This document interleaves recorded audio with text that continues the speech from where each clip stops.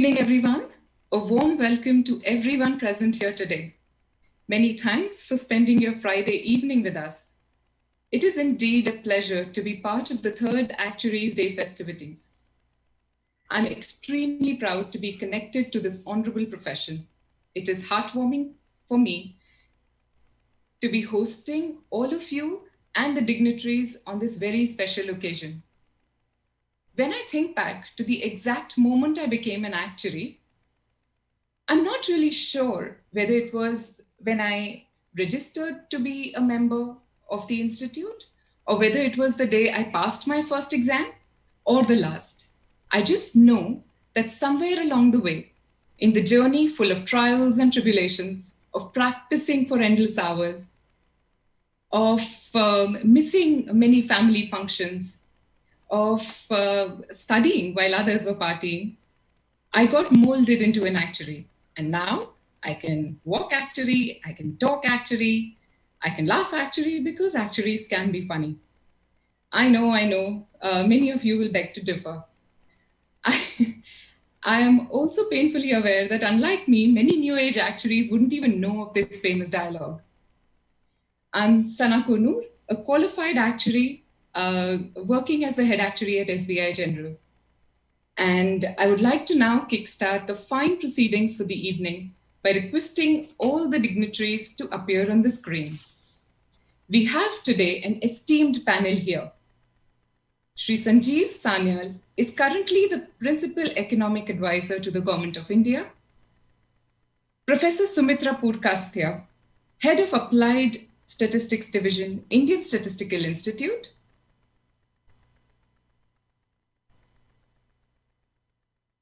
President IAI, Mr. Richard Holloway, Vice President IAI, Mr. Subhendra Kumar Pal, Honorable Secretary IAI, Mr. Sanjeev Kumar, Immediate Past President IAI, Dr. Rajesh Dalmia, Past President IAI.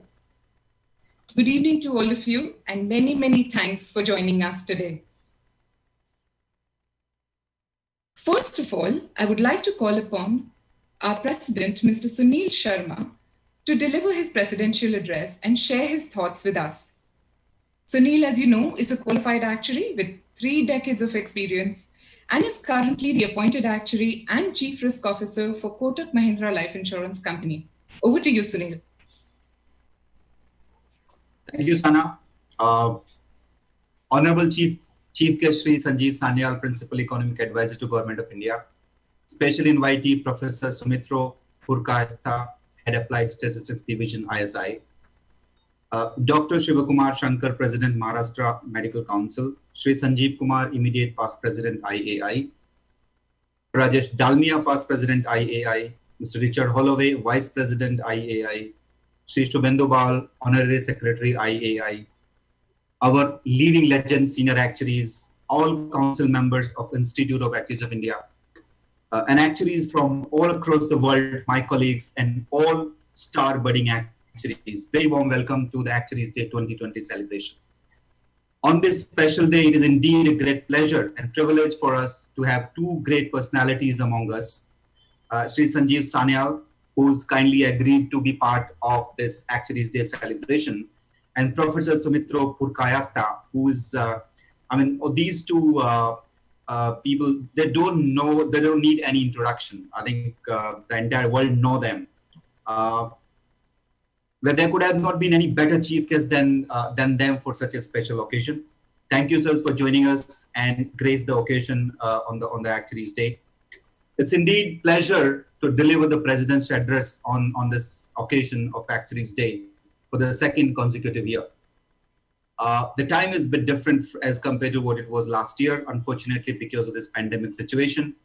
Last year we could do face-to-face Actuaries Day celebration. We could feel each other, we could talk to each other one-on-one. We did celebrations across the entire country at 6 locations in Mumbai, Delhi, Bangalore, Chennai, Hyderabad, and Kolkata. We will miss, that touch and feel and looking at each other's facial expression this year because of this virtual webinar that we've been doing. So it's a virtual celebration that we've been doing. I understand that the members from all across the world, from US, UK, Middle East, and India, over 1,000 members are attending this webinar. And we're really delighted to have all of you. This is also being telecasted on YouTube as well as on the portal of the Institute of Actuaries of India. So thank you for such an overwhelming response to register for the event, and we got and I think that's amazing, having over 1,000 members from all across the world celebrating this. And it's just not that on this virtual platform that the actuaries are celebrating Actuaries Day. They're also celebrating in their offices again through virtual platform, and we will have the whole social media tomorrow filled with Actuaries Day celebrations. I would really start with my humble salutation to the 40 living legends of the actuarial profession, who actually are about 75-year-old. And we have this trend, in fact, this process of, giving recognition to all our senior actuaries over 75. There is no new edit this year, but I would like to give my salutation to all these 40 living legends of the actuarial profession. And they actually always act as, as a guide and keep energizing us to grow this unique profession in India. Over the last 1 year, we lost 3 living legends, which is a big loss to the profession. I would name them Sri M.J. Diwan, Sri N.K. Parekh, and Sri K.N. Vishwanathan. And we all pray Almighty to really grant peace to the divine soul and convey our sincere condolence to their families. On the occasion of this Actuaries Day, if you look at last year, if you remember, we announced certain big and brave goals for the profession at the international level. There has been significant enhancement in the relationship with the Society of Actuaries, US, IFOA, UK, the Casualty and Actuarial Society of US, and Actuarial Society of South Africa. And there have been various meetings with the leadership of these institutes in UK, US, and South Africa, and various meetings at the International Actuarial Associations we had in Tokyo, Singapore, and also the Global Conference of Actuaries that we had in India. We also attended and participated in Asian Actuarial Conference and also various IAA seminars and IAA council meetings that happens. We also agreed to constitute a joint task force for collaboration between Casualty and Actuarial Society US and Institute of Actuaries of India. One of the glorious moment that we had this year, which I would like to share, is the Platinum Jubilee celebration and the release of Coffee Table book that we did, which captures the 75 glorious years of the profession in a booklet. We call it Coffee Table book, which we released on the occasion of the Global Conference of Actuaries. I would like to convey my thanks to Sri Liaquat Khan to make this dream come true in a very record time. In terms of the growth in the membership, we realized that there are some hurdles in terms of new members coming in. And IIA recognized that I think other professions, they should be given the membership of the Institute of Actuaries of India without they having to go through the entrance test. And we recognize ICI, Cost Accountant, ICWI, IIT, MBA, BE, and Insurance Institute of India. And they are, all these qualified members of these professions are now exempt from the entrance test of Institute of Actuaries of India. We conducted webinars with their members to really help them to become the member of the Institute of Actuaries of India. Apart from that, in terms of supporting the growth of the membership, we also started conducting our entrance test more frequently than it used to be in past. In terms of government-related tasks, we had set objectives that we would like to really work with the government. We constituted a task force to look at the government actuaries department. If you look at, there are the government actuaries department in all, economies like US, UK, Europe. All of them have government actuaries department, which help governments to really plan and kind of look at the feasibility and sustainability of various social security schemes, various health schemes to the public. The task force prepared a report on the government actuaries department, which is being submitted to the government of India for consideration. The other is we constitute a task force to help government in terms of how do we enhance the insurance penetration in India. A very comprehensive report was submitted to the regulator. And we are at a very advanced stage of exploring a joint project with National Health Authority in helping them in the health project.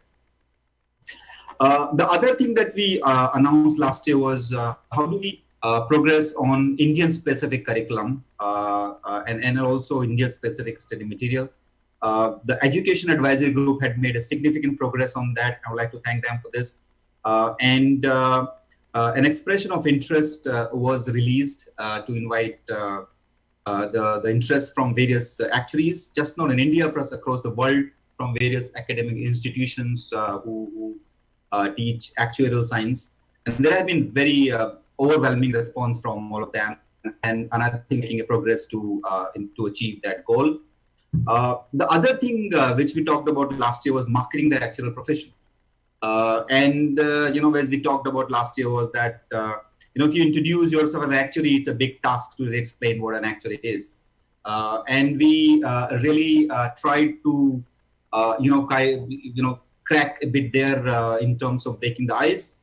We did a profession video, which was actually how could you connect with the, non-financials or perhaps the general public in terms of connecting with their day-to-day activities and how actuaries add value to them. This video was liked all across the world by all professions in UK, US, Singapore, Hong Kong, Middle East, because this was not Indian specific, and it was spread like it was viral on the social media and appreciated by non-actuaries in India. And the other one actually is students for potential actual student as to what is in it for them to get into the actual profession. Very detailed actual brochure was made for people. And I think the one big achievement that we did in the last year was social media presence. So I think if you look at it, there are over 9,000 followers on the link of this Institute of Actuaries of India. Quickly on the research, this year has been unprecedented, and this pandemic, it's never before we've seen. And we constituted a task force to really do pandemic research and see what is happening globally, and see how could really we project our incident rates and the mortality rates, which can help various stakeholders. A very detailed report was produced by the actuaries, and it was circulated to all stakeholders, regulators, the government, various health agencies, insurance companies, and we got significant appreciations from all of these. I would like to thank Hirak Basu and Kailash Mittal, who've been instrumental in leading this task force and to lead this enthusiastic team of actuaries to produce this pandemic research report. There are various research projects are going on the enterprise risk management advisory groups, which will get done in course of time. I think one of the challenges that we had was in terms of how do we connect the employer and employee, and an enhanced version of actual job portal was released. We also constituted a placement advisory group under the chairmanship of Sana Konur, along with few of the enthusiastic, recently qualified actuaries to really help students in terms of the job placement. Our actual job, if you look at our portal, the website is quite old, and actually we were feeling a need to have the website with the new technology. We have given the contract along with NIXI, which is one of the government organizations, to design the portal using the latest technology. Over 40 enthusiastic young actuaries are working in terms of creating the contents for the new web portal. And we expect the new web portal, which could be one of the best, we're targeting across the actual profession in the world, getting all the features which are possible features in the website, likely to be ready by end of FY20. And I think, if you look at Institute after this pandemic situation, the Institute quickly turned into work from home. All the services to members like study material, new members, etc., remains uninterrupted. All the certificate of practices to the actuaries were issued in time, which is thanks to the entire Institute of Actuaries staff for really delivering those services. And I think one of the key role of Institute is the continuing professional development requirements. And given the pandemic situation, it was impossible to conduct the seminars. The IT advisory group and the communication advisory groups together came out with the recommendations to come up with guidelines as to how could we conduct the webinars, the whole technical platforms, etc. And I'm really proud to say that we conducted 24 webinars on various technical issues over the last 4 months, which we usually used to do in a year or maybe 9 months. So I think this is a great achievement by all the advisory groups. I would like to thank them for really conducting these webinars. I would say that the Institute is now a webinar conducting machine, thanks to all the advisory groups. On the examination, one key role of Institute is conducting the examination. And there's a challenge for all the education institutes, be it Institute of Actuaries of India, ICI, or even some of the other academic institutions. And the institute is looking at conducting the examinations now online, and we're seeing this as an opportunity to really see if this is successful. Can we really use it for the long term as a low-cost solution? And the cost, the cost benefit can be passed on to the students. And maybe why not the examination can be conducted more frequently than twice in a year. A significant work is in progress thanks to the examination advisory group and the council. Very progressive work on this is going, and I'm really hopeful that we will really move in the right direction. And I would like to convey my sincere thanks to the council members and incredible volunteers, without which the work of Institute is not possible, who have supported wholeheartedly year after year. And we are able to achieve a lot of our successes only because of the dedication of all these volunteers and the council members. And I would like to thank them for their hard work and time. I would also like to thank the staff of the Institute of Actuaries of India, who've been the key pillars in execution of all of these initiatives, and the profession, that what has been done, not been possible without contributions from the staff. So with this, I would like to thank and again congratulate the entire actuarial fraternity in India and globally all across the world. A very, very happy Actuaries Day. Thank you, Sana. Over to you.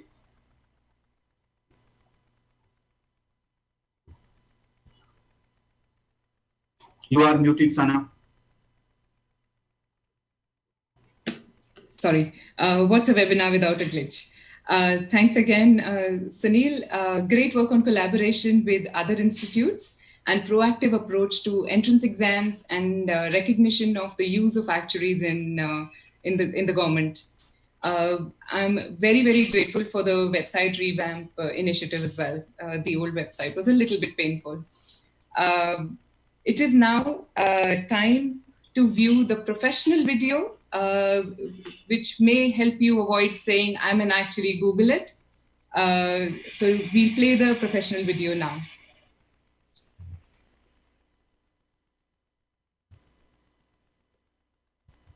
Every new day holds the possibility of an uncertainty, exposing us to a certain amount of risk that could lead to loss of assets, value, and sometimes even life.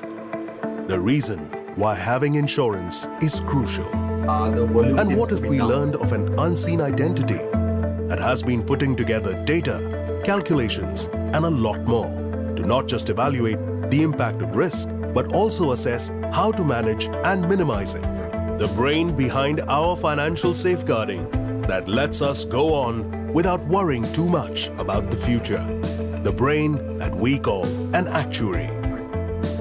Insurance is built on probabilities, translating uncertainties into certainties.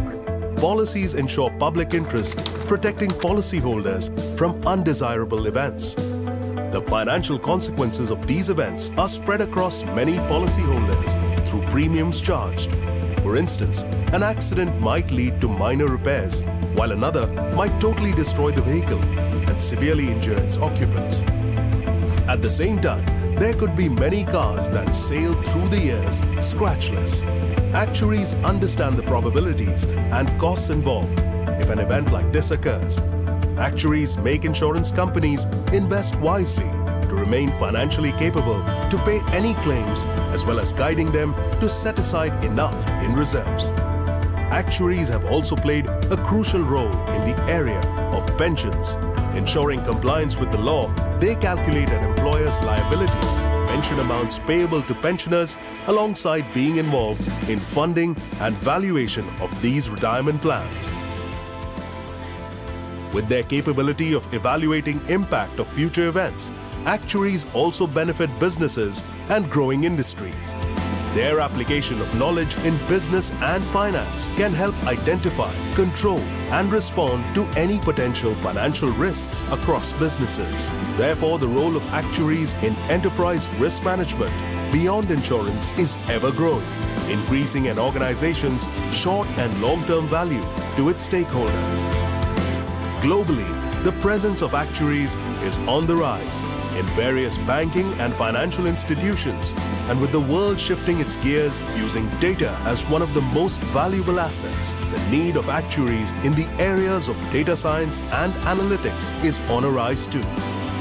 Actuaries have touched the lives of employees, whether working with government, public or private sectors, and their family members via valuing, gratuity, leave encashment and superannuation schemes. The actuaries help manage government initiatives in providing insurance coverage to masses under the Pradhan Mantri Suraksha Bima Yojana, Pradhan Mantri Jeevan Jyoti Bima Yojana, to name a few. From helping set up the multi-peril policy for LPG dealers or providing pension and insurance coverage to sports winners at the Olympics and Asian Games, they have also played crucial roles in several social schemes. The actuarial profession has added immense value to the lives of people in the areas of life insurance, general insurance, health insurance, reinsurance, pensions, banking, data science, predictive analytics, finance and investments, risk management and social security schemes. The actuarial profession is a global profession. Actuaries are employed worldwide with competitive salaries. As per Section 2A of Actuaries Act 2006, an actuary in India means a fellow member of the Institute of Actuaries of India.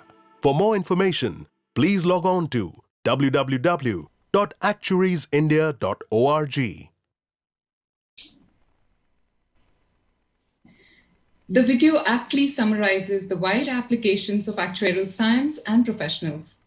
It is my honor now to invite Sri Sanjeev Sanyal online for his keynote address. Mr. Sanjeev is currently the Principal Economic Advisor to the Government of India, and he also serves as the co-chair of the G20 Framework Working Group. He also represents India on a number of international forums. Prior to joining the government in February 2017, he spent over 2 decades in financial sectors and was global strategist and managing director at Deutsche Bank. He was named Young Global Leader by the World Economic Forum in 2010. Sri Sanyal is also a well-known urban theorist and writer. In 2000, Oxford University, adjunct fellow at the Institute of Policy Studies, Singapore, a senior fellow of the Worldwide Fund for Nature, a fellow of the Royal Geographical Society, London, and an honorary professor for JNU Delhi. In 1516, he served in the Future City Subcommittee for Singapore government, tasked with building the long-term vision for the city-state. Sri Sanyal attended Sri Ram College of Commerce, Delhi, and Oxford University, where he was a Rhodes Scholar. His best-selling books include Land of the Seven Rivers, The Indian Renaissance, India in the Age of Ideas, and The Ocean of Churn, all published by Penguin. In addition, he has published around 200 articles, columns, and reports in leading national and international publications. Over to you, sir. Thank you very much, Sana. Mr. Sunil Sharma, President, IAI, and all my friends at Institute of Actuaries of India. Let me begin by saying thank you very much for inviting me to be part of your Actuaries Day celebration. Of course, as institutions go, IAI is quite a young institution, but it has a long history in that it follows on from a much older institution called the Actuaries Society of India, going back to 1944. So in that sense, this is not a new profession, so to speak. Nevertheless, it's quite amusing to watch how Sana and then your little snippet clearly having to go out of its way trying to explain your profession to the average person. It is particularly amusing to me because I come from a profession where everybody thinks they are an economist. So in that sense, we have opposite problems.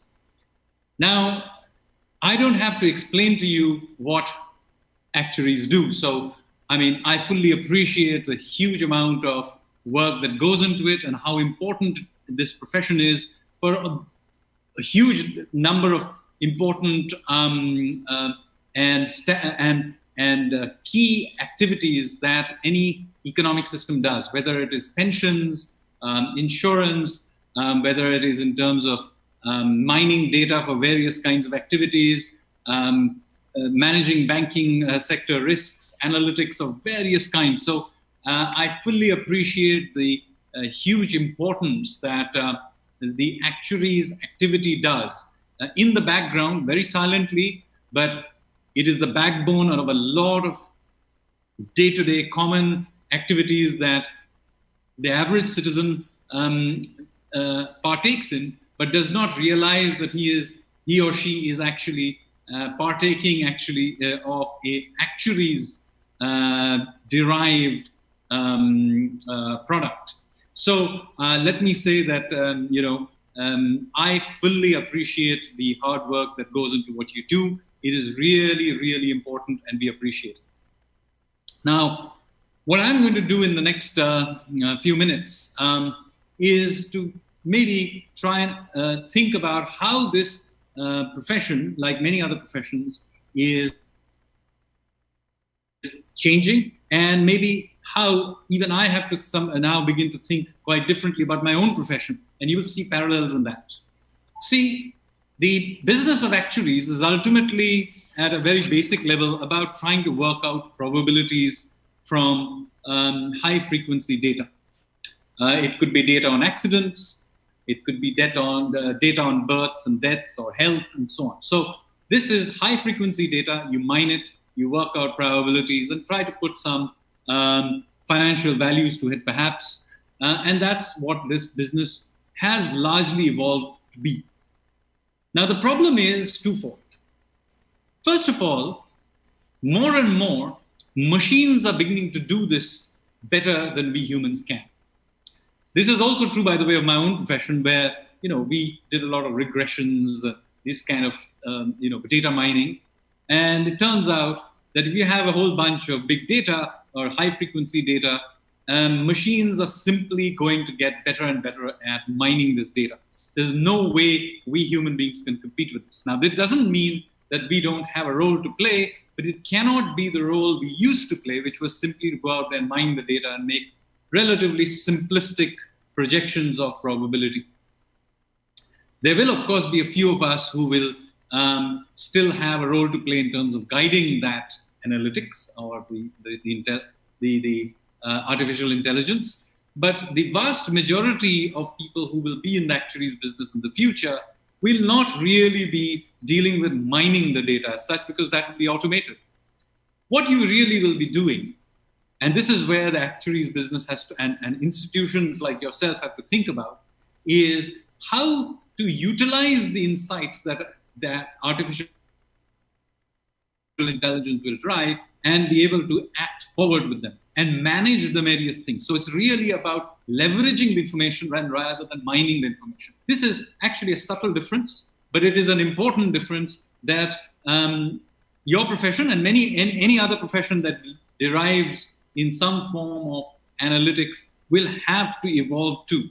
Because, as I said, keeping in the end, even artificial intelligence is a tool, but using the tool requires training. Otherwise, like with any such tool, it's, artificial intelligence is a poor master, but it's a very good servant. But being able to manage the servant is not an easy task and requires training, and it requires training from people like you. So this is an important thing that I think needs to be built into the way you evolve your profession. There is another and even more subtle change that you also need to brace yourself for. And it is about the difference between risk and uncertainty. Now, when I was given a background note by IAI for preparing for this, the very first line of this says the following.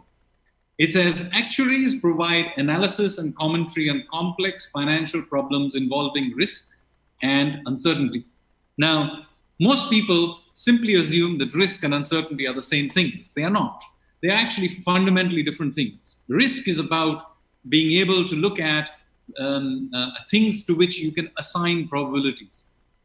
Very often high frequency events where by virtue of simply observing past data, you can work out probabilities. Uncertainty, on the other hand, is about unknown unknowns or about known unknowables, i.e. low frequency, what is now called black swan events, or events which simply cannot be predicted.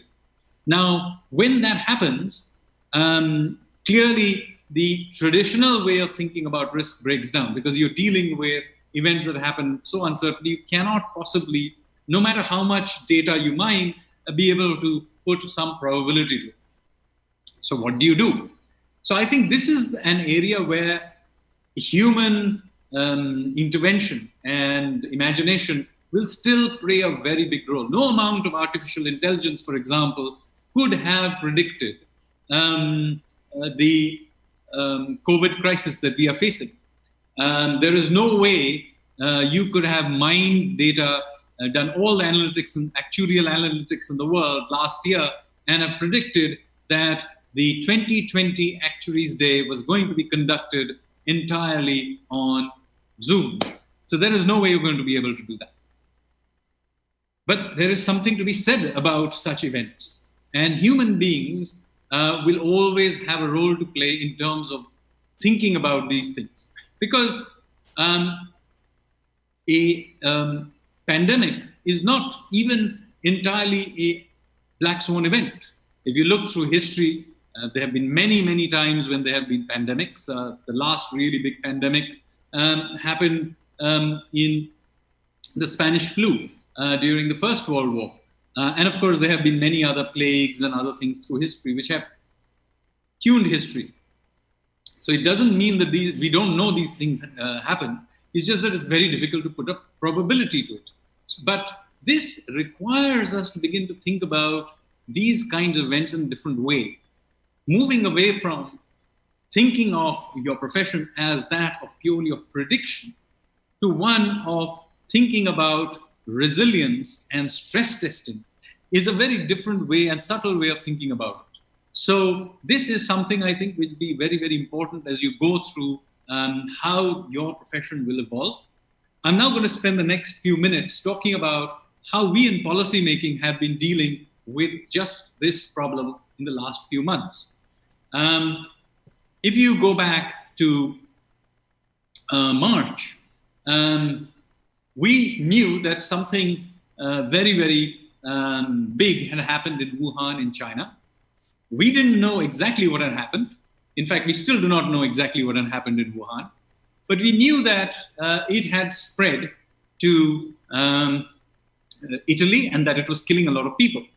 We also had some idea that it was spreading to other places, but beyond that, we really didn't know very much.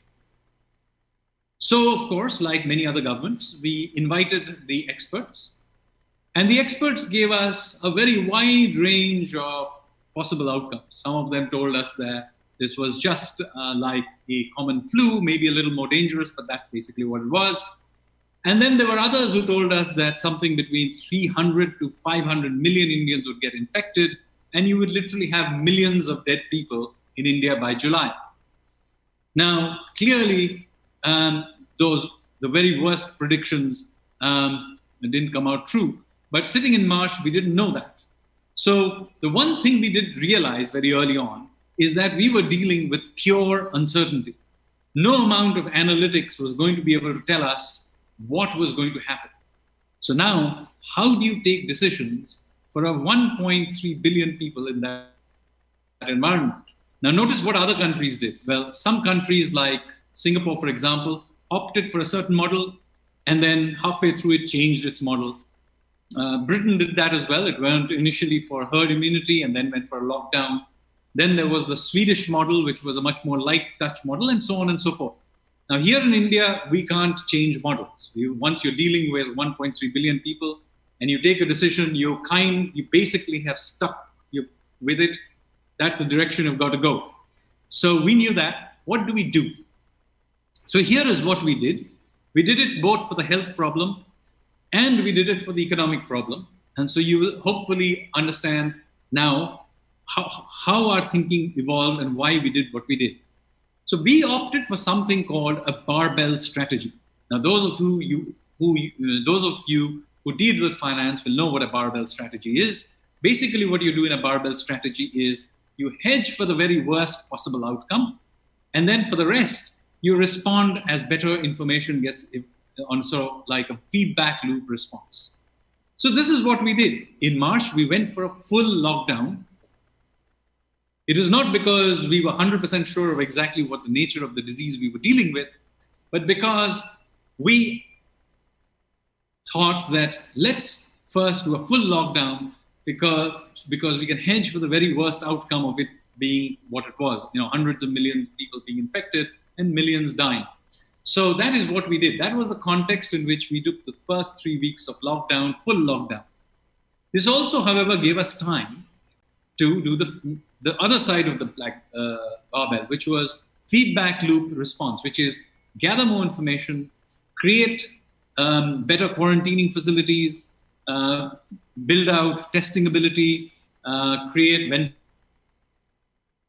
ventilators and other health responses, and of course, gather more information from other countries that were further up the curve on this disease. Now, as information became better available, we began to open things up. And as you know, things are opening things up, and now we have a much more light touch lockdown. We do still occasionally reimpose it from time to time in places, but we have a much more light touch approach. Now, I know immediately people will say, why are you doing an unlocking when we have far more people infected today than we did in March? Well, the reason we do this is, again, the barbell. We are able to do this because we have much better information about the nature of the disease, the kinds of high-risk categories and demographics. We know the economic costs involved much better. We have some testing and quarantining ability, health response in place. So we can now make reasoned trade-offs, which we simply could not have done in March. So that is the reason we are able to do this unlocking, even with much higher rates of infection than we had in March. So just to give you another way to think about risk and uncertainty, which you dealt with. Now, we did exactly the same thing with the economy. Our response throughout has been to, first of all, cushion for the very worst. So unlike many other countries, which very early on, as early as March and April, were announcing very large billion-dollar packages, we did not do that. What we did instead is focus on providing a safety net. This is not a rebuild package. It is a safety net package. So what we did is made sure the very poor had food. They had some monies transferred to them under the Jan Dhan and other such schemes. We are aware this is not solving poverty, but it provides a safety net. The same thing we did with the economy. We pushed back various financial deadlines. It was the year end. We provided a 100% guarantee to loans, bank loans for MSMEs. We provided various kinds of moratoria and so on. And we basically provided a cushion. This does not at all mean that we think that this is going to cause a great revival in the economy. Absolutely not. This is a cushioning. Now, with that having been done, we then have some time to do the step-by-step response. So since then, you may have noticed we have put in place many supply-side measures. And here we are very different from what other countries have done. Most countries have aimed at reflating demand. We have so far been focusing on supply side opening up. So we did a lot of liberalization of the agricultural sector, for example, by amending the Essential Commodities Act.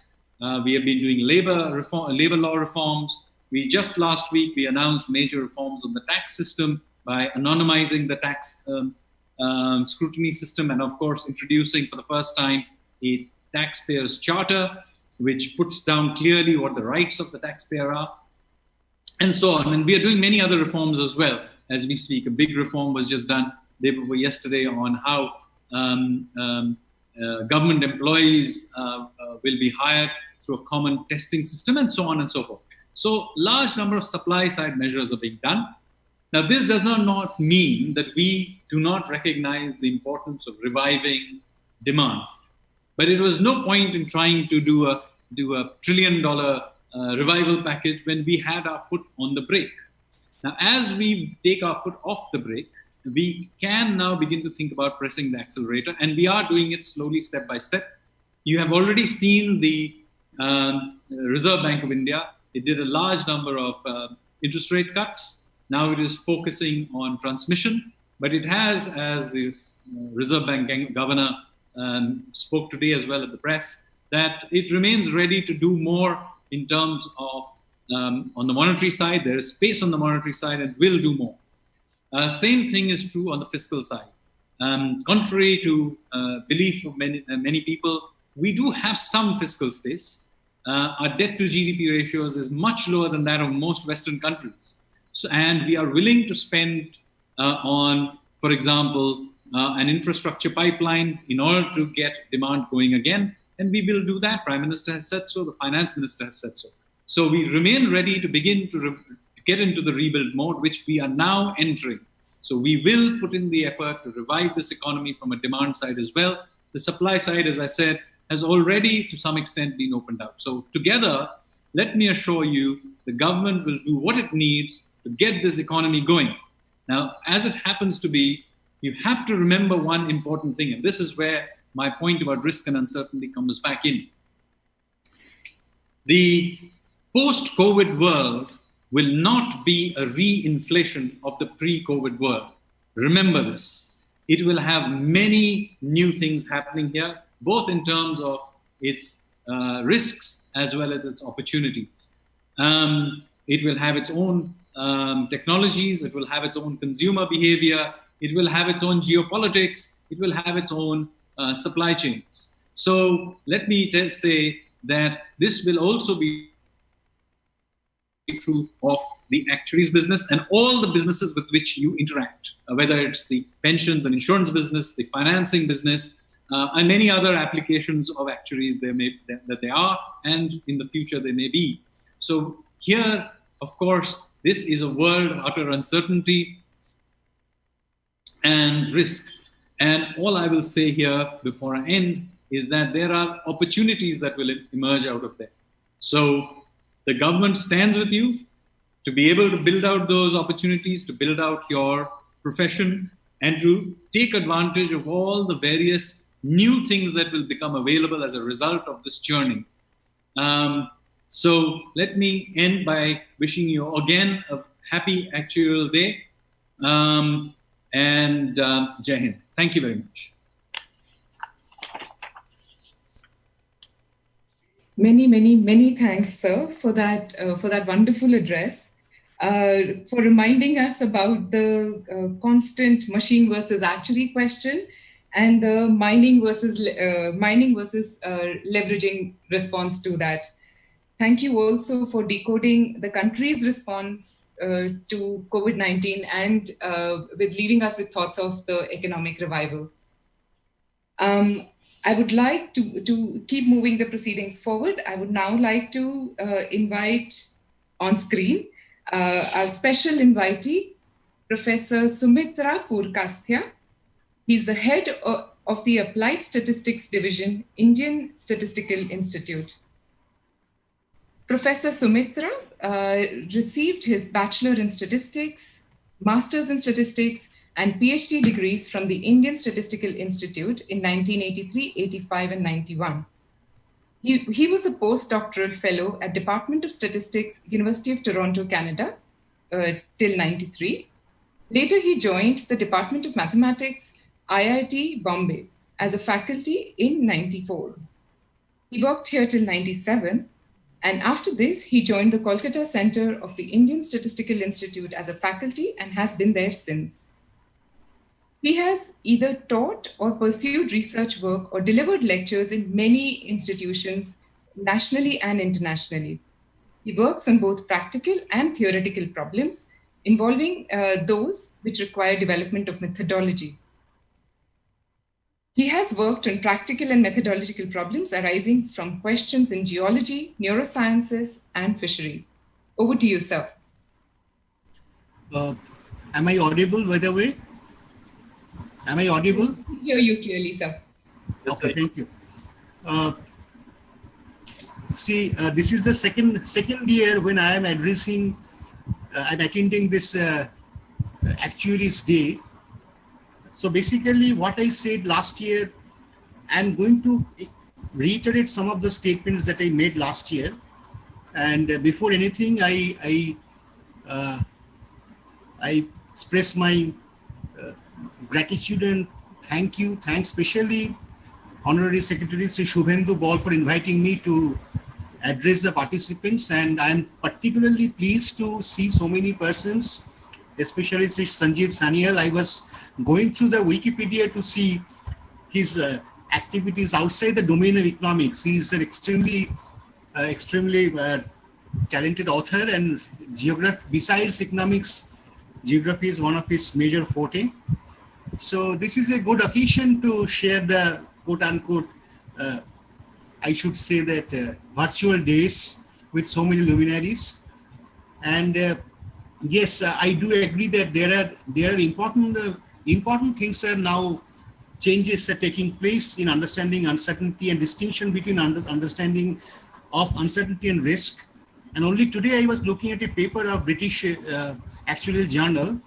I found that, it is already there in the literature, that now people are looking at cognitive science also, how human behavior influences our actions, how do we perceive risk, and so on and so forth. Many other questions which come strictly doesn't even come under the arena of statistics.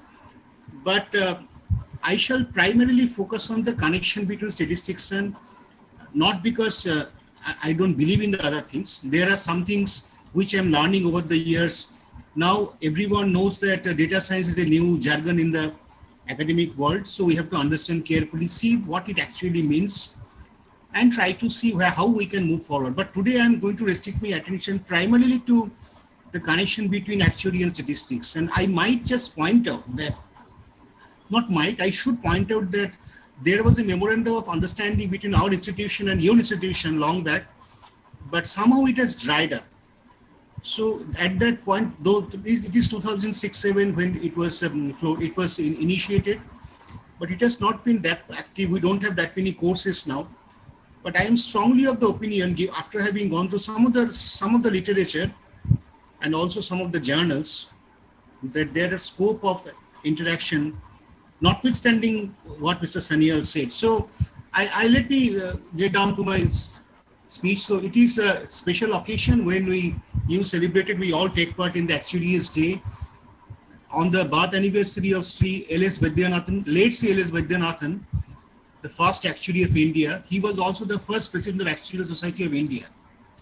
Now, what I find that we find from the data provided by your institution that actuary as a profession is relatively less known, and or at least one can say that many people are not aware of this profession, what they do, and what are the possibilities this profession carries with itself. And the count of qualified actuaries in India, I have been told the number is only 444, and out of them, 366 work in India, 78 work outside India. This is a very small number. So I shall try to come back to this specific point a little later. Before that, let us see some of the things that which you all know, but I as an outsider found it rather interesting, and for myself to know, and I should also, I am not an actuary, I am a statistician in training. So these are some of the things that I should point out, and then I come back to my final major points. Actuaries are experts in risk management. They use their mathematical and modeling skills to measure the probability and risk of future uncertain events to predict their financial impact on a business and their clients. Actuaries have to undergo extensive and rigorous technical and professional examinations before they are allowed to practice. They have to complete the professional ethical course and also to continue with the mandatory requirements of continuous professional development throughout the life of an actuary in practice. Actuaries predominantly work in the area of insurance, hence play significant role in shaping insurance industry.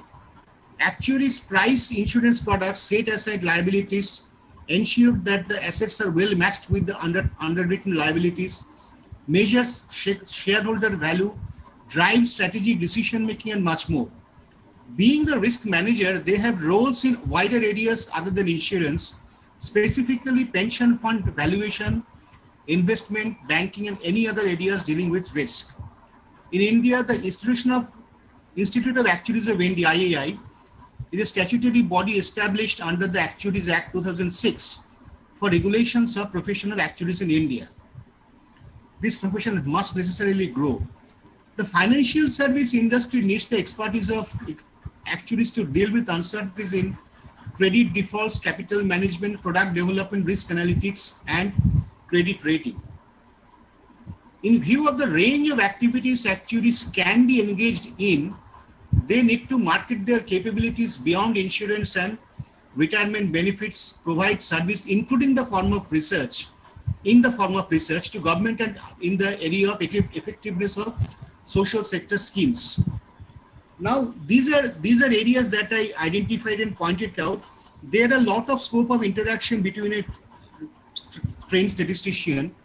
So what an actuary and a statistician can jointly offer, they can offer service to society and working towards, or either we provide service to society or we create manpower who will play the role of offering service to society.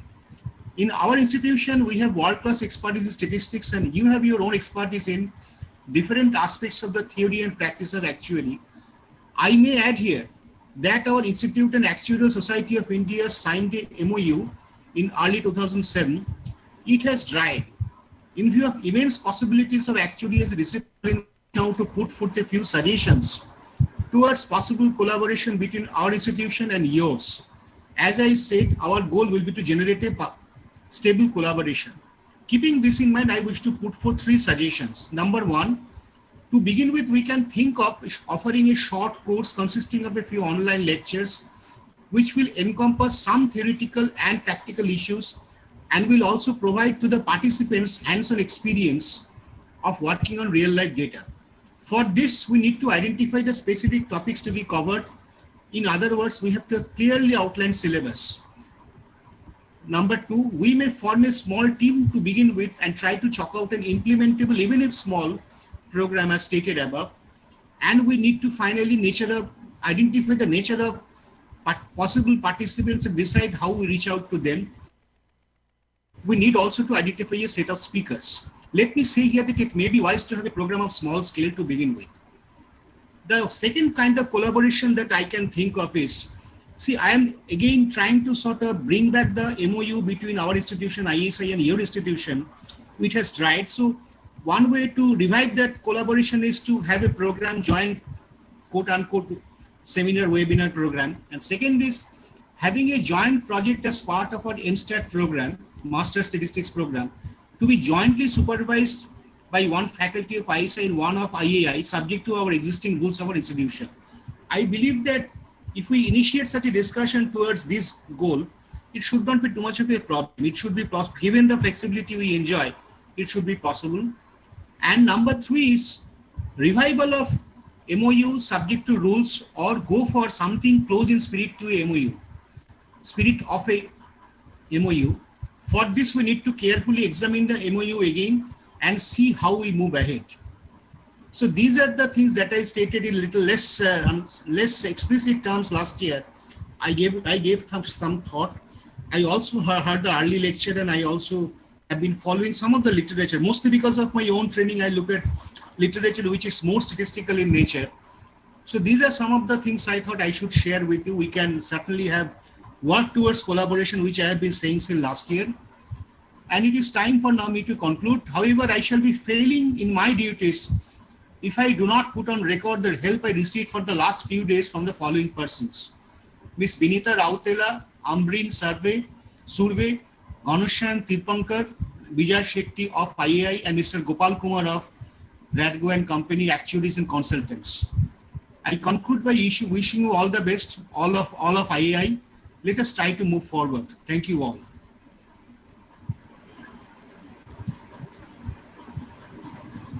Yeah, I'm finished. Thank you. Many thanks, Professor Sumitra. Very valid suggestions, and I can say on behalf of the Institute that we'll take them forward with you. Now moving on with the 75 years video. The video tries to capture the 75 glorious years in a very beautiful form. If we could play the video now, please.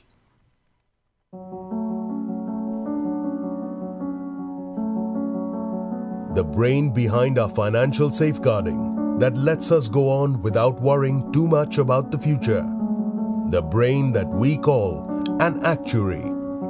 It is about actuaries making financial differences to the destinies of the people and the society. Actuaries make financial sense of the future. The more you know about the past, the better prepared you are for the future. From forming the first professional body in 1944 to functioning successfully as the statutory body in the current times, it has been 75 years of the profession in India, embarking through several milestones. These 75 years are spread across 6 eras. 6 eras are basically the 6 milestones of our profession, which have become really the turning point. But where did this incredible journey begin? Let's go back in time and reminisce about the significance of each era. Seeds of insurance date back to ancient times. The practice of insuring goods became very common, including those in transit.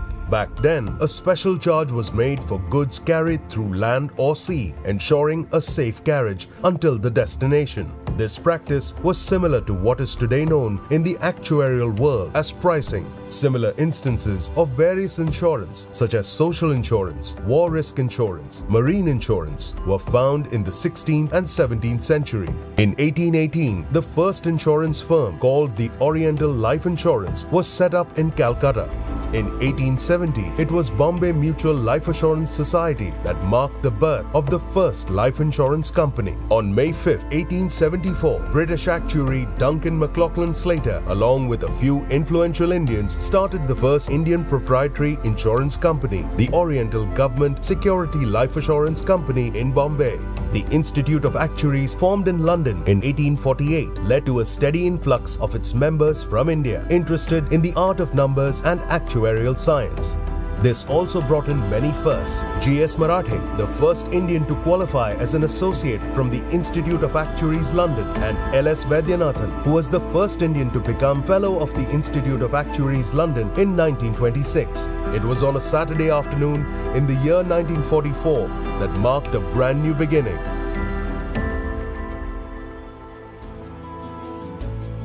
there was one restaurant known as Monjini, where different actuaries used to meet in those days, and they decided to establish Actuarial Society of India. Starting back in 1944, it was just a more association of actual professionals catering to the interest of the professionals only. This was also the period of World War II, which did harm the normal course of development. But there is no doubt that it did become a boon for the insurance business in the country. Although insurance businesses were marked by deficiencies and therefore their frequent liquidations resulted in the loss of public confidence, various committees were formed to review the situation from time to time, which culminated in the Insurance Amendment of 1950. However, it probably needed an even bigger step that definitely brought about the winds of change. In January 1956, Finance Minister of India, C.D. Deshmukh, announced the nationalization of life insurance. All the life insurers and provident societies in India came together to form the LIC of India. To ensure smooth transition of so many insurers into one LIC, the government appointed custodians, most of which were actuaries. Later in that period, the government also took over general insurance. A revolution by bringing in computers in the Life Insurance Corporation of India, and this enabled not only quicken the process but also change the method of valuation, because we moved from punch card valuation to digital valuation. This also was the time when the opening up of the profession came and gratuity valuation became a reality. This led to an increase in actuarial work and was of great use to actuaries to develop their skills. Rajas, Maharajas created various trusts wherein income was given for life to a life tenant. And after the Wealth Tax Act 1956 made deferred annuities which have been paid to the film fraternity. This deferred annuity payment was directly made by the producers of the films. 1972, the Payment of Gratuity Act came, which made it mandatory to give gratuity to all establishments employing 10 or more employees. The nationalization came with mixed outcomes, one of which was brain drain and an exodus of actuaries. Despite the highs and lows, the profession continued to grow and took a huge leap in 1982-83 by filing for a legal identity. Few events that happened which actually immensely contributed to the professions was being the permanent member of International Actuarial Association. Number two, having our own examinations. In the beginning, the institute was conducting entrance examinations so that those who pass, they can register as student with the actuarial body in UK. The time passed, the profession took decision to start the associate examination. That was in 1989. Within the next 2 years, we started the fellowship examinations. A formal publication called the Actuary India was published in 1994, and this year also marked the 50 years of ASI. The complete break came in the year 1999 when IRDA was established by the Act of Parliament, and the entire industry was opened for private players, and that was very momentous time for the actuarial profession because the regulator appreciated and recognized the role which an actuary can play. So the IRDA brought out a regulation called Appoint Actuary Regulation. The important milestone is Appoint Actuary system. In 1999, there was a big break from the past. The annual conference became the Global Conference of Actuaries, involving people from outside. Prior to 2000, the requirement of actuary was only for the life company. But after that, the requirement of actuary was there for both life and non-life. As of today, almost 50 companies are there. Each one requires an actuary. So the requirement of actuary had suddenly gone up. Prior to 2000, India had a very counted number of actuaries, between 70 to 80. 70% of them were above the age of 70. 17th of February 2004 marked a landmark event where mutual recognition agreements and mutual exemption policies were signed with international bodies. A few of the milestones of this period was the inauguration of ASI's library, the launching of ASI's website, and the beginning of the actuarial offshore centers in India. This was time to set up the stage, to redefine the journey. Converting the society into a statutory body as the Institute of Actuaries of India. We moved to the next landscape, that was when the Actuaries Act was passed in 2006. Society came out with practice standard, which are known as actuarial practice standard as on today. We have the committees for dealing with various aspects, and more importantly, we have the advisory groups on various practice areas. The institute has taken a lot of efforts to conduct seminars, even workshops, where they bring in the subject expert and expose the actuaries to this. I would point out at this juncture that Indian actuaries had really kept the flag of India flying high all over the world. If you look at the global scenario, the actuaries work in wider areas, could be in the banking, investment banking, data science analytics, and these are the areas wherein there's a tremendous potential. Besides traditional employee benefit area, consulting actuaries stepped into many other areas: valuation of warranties, stock options, share premiums in equity, valuation of assets and properties. In these days of e-governance and e-points, I think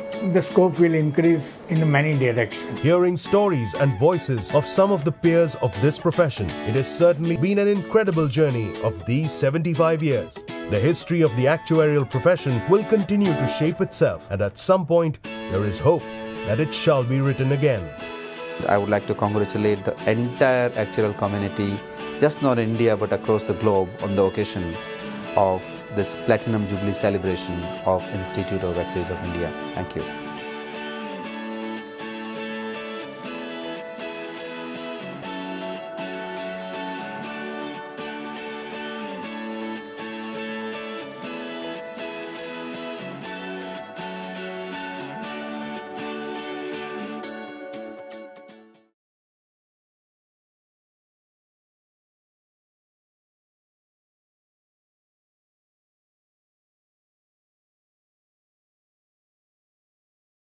We are able to celebrate the Actuaries Day today because of the strong legacy that has been set out by our predecessors. And I'm thankful to all the senior actuaries for paving the way for us. We promise to keep the actuarial flag flying high. The next session is extremely special to me. It is a felicitation of Dr. Uttare Shivkumar Shankar, President, Maharashtra Medical Council. As a doctor's daughter, it gives me immense pleasure to introduce you to my fellows here. Dr. Shivkumar is a member of the National Medical Commission, Medical Advisory Council, and President of Maharashtra Medical Council. He's a general surgeon and a laparoscopic surgeon practicing in Mumbai, holding various degrees. Previously, he also served as a professor of surgery and unit head at Grant Medical College. He's also a fellow of the International College of Surgeons and fellow of the Minimum Access Surgeons. Sorry, I'm really sorry. Dr. Shivkumar Uttare was elected to post of Chairman A.K.N. Sinha Institute of Medical Education and Research, IMA-HQ, in 2015-16. He has multiple papers published in national and international journals, and has distinction of his paper being on the cover page of the prestigious international journal Endoscopy. He is instrumental in starting Dr. Shankar Rao Uttare High School, a school specifically for female students in the memory of his father and his native place, imparting free education, books and clothes. Over to you, sir. The felicitation will be done by Mr. Sunil Sharma, President IAI, Mr. Sanjeev Kumar, immediate past President IAI, and Dr. Rajesh Dalmia, past President IAI. Thank you, Sana, for introduction of Dr. Shivkumar Uttare. I think we are privileged to have Dr. Uttare Shivkumar with us. As you said, I think he is the president of Maharashtra Medical Council, and very, very experienced doctor and in that position. I think from the institute, we would like to recognize the immense contribution made by Maharashtra Medical, and I think the doctor community has really fought this, and I think it's moving in a direction wherein we can eventually win it. But I think it's the immense contribution made, by the Maharashtra Medical Council under the leadership of Dr. Uttare Shivkumar Shankar. On this occasion, we acknowledge your valuable contributions, sir, and the community service that that you and the entire doctor community has done to fight against COVID-19 pandemic. We would like to give you a certificate of appreciation from the Institute of Actuaries of India. I would request Sanjeev Kumar to please, Sanjeev Kumar and Rajesh Dalmia. Sanjeev first to really share a few words with Dr. Utre, followed by Rajesh Dalmia, and then we give a certification to the council. Sanjeev, please. Thank you, Sunil. First of all, thank you, Dr. Shiv Kumar. You are extremely busy. All members, salute to the members of really the medical corona warriors. They are fighting like our army and putting their all online and ready for the highest level of sacrifice. So with the entire profession are indebted to all the medical professionals from Mumbai, from Maharashtra, and of your profession. On this, if I don't about 2 years, the Actuaries Day, and there is a 125th birth anniversary of Professor L.S. Vaidyanathan is there on 21st day today. So that's how we started celebrating the Actuaries Day 2 years back in 2018. Mr. Vaidyanathan, as we have heard that he was the first Indian actuary and who established our Indian actuarial profession in India, who qualified from the UK, but established the Indian actuarial profession in India. And he was the first president of the Institute of the Actuarial Society of India. So it's appropriate to recall the contributions of our senior actuaries, especially M.G. Diwan, who floated actually that we should celebrate the day. And I'm sure we have seen the third one. Despite all the hurdles, we are virtually hundreds of our members are virtually meeting and celebrating this occasion. On this day, it's important to, why do we celebrate? It's to celebrate the achievements and also to remember that challenges ahead. So the actuarial profession has had a number of achievements. For example, when I started the career in 1990, about 30 years back, we were only few hundred. And when I became president in 2016, we were 10,000 plus members. So, and there were a lot of achievements, as Mr. Sanyal said, that from the back, we are contributing a lot to the society in managing the risk. So, and our contributions are increasing as the members are increasing. That's point number one. Another point I would like to mention that 20 years back, when insurance industry got privatized, we were the importer of actuaries. So a lot of actuaries from overseas, they were working here.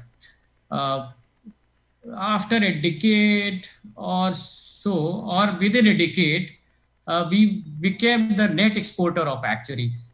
So from India, about 1/4 of actuaries and actuarial students, they are working 100% for the work of non-Indian, for the work for the non-Indian clients. So that way, so you see the achievement within 10 years, we turned down from importer to the net exporter of actuarial skills and services. Another point I would like to highlight that it's important that on such occasions we remember the challenges coming ahead to us. We are in the midst of challenge. We know that the coronavirus and a lot of uncertainties, and as Mr. Sanyal said, that a post-COVID world will not be same as the pre-COVID world. That means the challenges ahead are not exactly what we have been facing so far. So we have to keep upskilling ourselves, and faster than ever. The speed of upskilling has to be faster than ever. from the institute side also, we need to rethink on the continuous professional developments, because it's very important that as challenges changes, the requirement of skill changes, we need to upgrade ourselves accordingly and with the speed. So with these few words, I'll not take too much of time. Once again, congratulations and my greetings to all the actuaries across the world, and have a great year ahead, and let's meet next year. Thank you. Thank you, Sanjeev. Rajesh, you would like to really have few words about the contributions made by the Maharashtra Medical Council and for Dr. Shiv Kumar. Yes, thanks, Satan, for giving me this opportunity to come here. And in interest of time, we are, I know, running out of time. We are already quite short. So I must say that the Maharashtra Medical Council and Dr. Shiv Kumar really did a wonderful job. The whole world, and in fact, we were quite worried that once the COVID-19 has hit Dharavi, the largest slum, where we will be. And we were quite worried about that. And the way we have managed that, I would say, is fantastic. Bombay today is far lower in the chart when we look at the Indian chart compared to where it could have been if we would not have been able to manage the Dharavi episode. So I am really salute to them that we have been able to manage so well. That's what I would say. And thanks, Satan, for you guys doing such a wonderful job. This is the, I would say, noble profession, the best profession ever, helping the whole humanity and the world together. Thank you, Rajesh.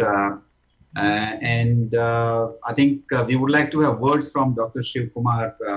We're really proud of doctor community who's contributed immensely to fight against this pandemic and continuously fighting that. So words from you, sir. We are really thankful, and we would like to really deliver the certificate to you for your immense contribution for your work for the community. Dr. Shiv Kumar, please. Thank you, Mr. Sunil Sharma, President. Good evening, everybody. Today's chief guest, Mr. Sanjeev Sanyal, Chief Economic Advisor to Government of India, Professor Sumitra, Honorable President, Mr. Sunil Sharma, Mr. Sanjeev Kumar, and of course, all the office bearers and all actuaries all over, not only in India, but all over the world who have joined this function today. Indeed, it is a great privilege and a pleasure to be amongst you today. Incidentally, when I received a call from Mr. Sunil Sharma asking me to join you in this celebration of this Actuaries Day, I knew only the definition of actuaries. I exactly did not know what actually actuaries do as far as India is concerned. So I had to read up a little bit, and let me tell you, after reading, and not only after that, but after hearing what has been said here today, I think you all are the people who touch every aspect of every profession and every business today. So congratulations on that, because you all are the experts not only in risk management, but even finding out the financial impacts of every business. I'm very happy that a statutory body like yours has today acknowledged another statutory body, that is the Maharashtra Medical Council, because we also are under an act which we have formed a council. And basically our function is almost the same as your function, because we do what is known as the registration and the regulation of the medical fraternity in the whole of Maharashtra. And we have almost 140,000 doctors who are registered with us and who are practicing in Maharashtra. So on behalf of this whole community, I bring you greetings on this Actuary Day. What you all said was very true. When we were hit with this coronavirus in late March and beginning of April, Even the medical community did not know what is going to come in the subsequent weeks and months. We were not aware exactly what this virus was, how it would affect everybody. And we were also learning day by day and trying to improve on how to manage the patients. I have to grant it not only to the whole medical community, but even the authorities, that we learned fast in a country of 135 million, what we achieved in trying to control the pandemic is definitely praiseworthy. We would not have been in this situation if we were not actively involved in every aspect. I think we as a medical community also have learned a lot, and we also expect a lot of things to change as far as how we practice and how our profession is going to deal with the post-COVID era, like how you all are also going to do. And I hope that the government understands that health is a very important aspect for every citizen of India. And the right to health should be made compulsory for everybody. So we expect that the right to health bill should also be brought about so that everybody is safe in tomorrow's world. That is what we pray. What you mentioned as Dharavi, Mr. Rajesh, I think I was one of the main groups which entered Dharavi right from day one. And we formulated along with the Deputy Municipal Commissioner exactly how to tackle Dharavi when we started the door-to-door, examination of all citizens and trying to bring out those who are positive and those who are symptomatic and getting them away from the society, because that was the only weapon which was left with us to, segregate these positive patients so that they do not spread the disease to all the community. I think everybody congratulates the doctor community and then the authorities, but let me tell you, I must congratulate even the common citizens of Dharavi, because they also learned how to tackle this disease. And because of their cooperation, we could control this. Otherwise, it was like a ticking time bomb. And, it would have, if it had burst, I think that not only Mumbai, whole of Maharashtra and all of India would be involved, because, you see, Dharavi, basically, it's the working class of people who come from all over this nation and who are residing today in Dharavi. So, and on behalf of the council and on behalf of the whole doctor community, I wish you a happy Actuaries Day, because today is, I think, is the most important day in the year for your community. And I hope we can work together in the future also, so that definitely we can see a better nation and a better world to live in, not only for us, but for the next generations to come. And thank you again once more for having invited me today here. And thank you for the felicitation that you have done. And on behalf of the whole community, I dedicate this felicitation especially to all our doctors who have been the frontline workers, all the healthcare workers who have been on the front line. Unfortunately, we have had a lot of our doctors who have turned out positive. We have lost a lot of doctors because the statistics have shown that though the death rate is just around 2.5% for the whole of India, amongst the doctor community is almost 8 to 10%. So that was the sad part of this COVID problem. But then doctors are going ahead and helping the nation in fighting this disease. So on behalf of the whole medical profession and the healthcare workers, I accept this felicitation that you have been doing to me. Thank you very much. Thank you, Dr. Shiv Kumar, and please accept our appreciation and certificate. We would send the hard copy signed by the office in your office. Thank you very much. Thank you. Richard, would you like to say a few words? Richard? Yeah, hello, can you hear me? Yeah, we can hear you. Hi. For those that don't know me, I'm the vice president of the actuarial profession in India. I've been associated with the Indian profession for over 25 years. Unfortunately, I can't be in India, where I've spent a lot of my time over that period. It's been really interesting to hear how different countries have tackled the COVID pandemic. Sitting here in Singapore, we often think how the rest of the world praises Singapore for its response. But at the end of the day, we are here a country of we are a country of 6 million people, so it's a little bit easier. But hearing how the medical profession and the government has tackled COVID in India with 1.3 billion people is clearly a very different proposition, and it's been really interesting to hear the many successful strategies that have been adopted in India.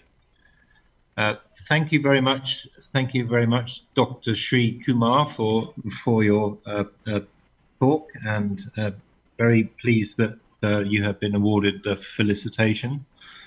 And just to round off, I think everyone on this call should be thanking the medical profession, not just in India but all countries in the world, and here in Singapore. They have done an amazing job, and there's no shortage of praise that we all can be continually giving the medical profession. So, thank you very much. Thank you, Richard. Over to you, Sana.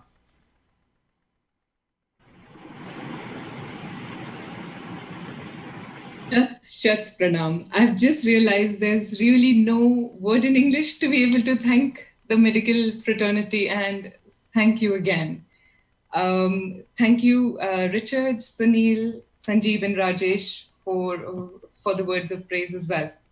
I will now hand over to Subhendu Bal, Honorary Secretary IAI, to deliver the vote of thanks, for which I would like to invite on screen Mr. Subhendu Kumar Pal, Honorary Secretary IAI, Shri Sanjeev Sanyal, Professor Sumitra Purkastia, Mr. Sunil Sharma, President IAI, Mr. Richard Holloway, Vice President IAI, Mr. Sanjeev Kumar, Immediate Past President IAI, Dr. Rajesh Dalmia, Past President IAI. While the pictures load up, I think Subhendu, if you could proceed with the vote of thanks. Yeah, I'm audible, Sana. Yes, you're clearly audible. Respected Honorable Chief Guest, Mr. Sanjeev Sanyal, Principal Economic Advisor to the Government of India, Mr. Sumitra Purkastia, Head of Applied Statistics, Institute of Actuaries India, Richard Holloway, and Past President Mr. Rajesh Dalmia, privilege to propose a vote of thanks on behalf of the Institute of Actuaries of India to all who have been contributed to our profession, his time out and delivering the keynote address. In it, here the address, you listen sincerely and nicely learning and artificial intelligence. You also mentioned how the government has taken different and several steps, properly handled the corona pandemic situation in regard to the health and economic balances for India. You also had properly mentioned that we are rebuilding the moat and we are already in the accelerating. Thank you, sir, for your nice words on this particular occasion. I also sincere thanks to Mr. Sumitra Purkastia to taking your time and giving us the encouraging words, highlighting the between the statistics and actuarial science. And also, we will definitely study and explore your possibility collaboration between Institute of Actuaries India and Indian Statistical Institute, especially on the some online courses as you have suggested. A very, very big thank you to Dr. Utture, Shiv Kumar Shankar, President Maharashtra Medical Council, for the enormous community services and for COVID-19. As Sana rightly said, we possibly don't have then particular English, how we can really thank you specifically on this work. We are really, really thanks for your contribution, sir, and your patience over here. My heartfelt thanks to our President Sunil Sharma, Vice President Richard Holloway, our immediate past President Sanjeev Kumar, and past President Rajesh Dalmia for shaping our profession to this high, or along with all other President and senior actuaries. I'm sure with the continued guidance, the profession can continue and grow and expand much higher high. There are around 1,000 or more than that people are already looking at this, celebrating on the digital mode this particular Actuaries Day. I really want to thank all of them, along with all the council members and all actuaries, all the members who are from the actual side, non-actual side, who have been really participating and spending their time to this particular celebration. I really thanks from my heart.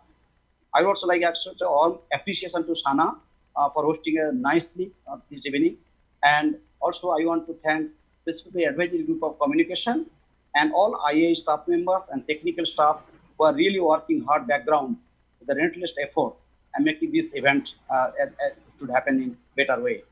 With this, we have come to an end of today's evening, celebrating this Actuaries Day.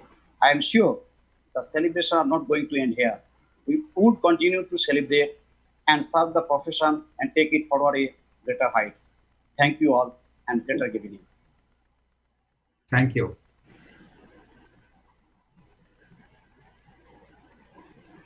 Thank you very much. I hope you will all have a very nice evening now. Thank you. And then a very, very happy Actuaries Day to everybody, for all our actuaries all across the world. Thank you. Have a great evening. Thank you all. Thanks. Thank you. Thank you. Good.